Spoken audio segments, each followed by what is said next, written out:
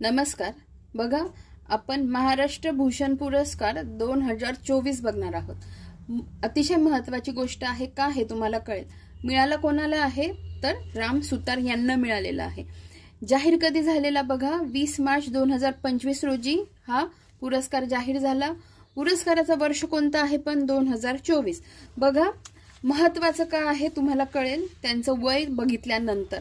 बघा, राम सुतार यांच्याविषयी थोडी माहिती बघू। आंतरराष्ट्रीय ख्यातीचे मुख्य शिल्पकार, धुळे जिल्ह्यातील गोंदूर हे त्यांचं मूळ गाव। जन्म बघा त्यांचा 19 फेब्रुवारी 1925 आणि आता काय चालू आहे 2025 चालू आहे।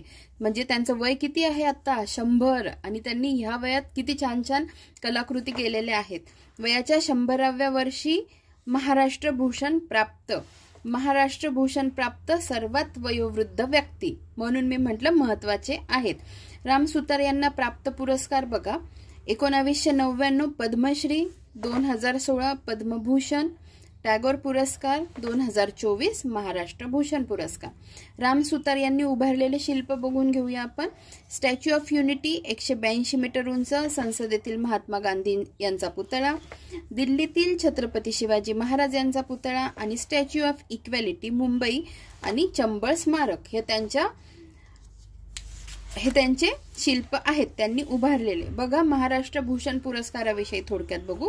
राज्याचा सर्वोच्च नागरी पुरस्कार आहे, ठीक आहे।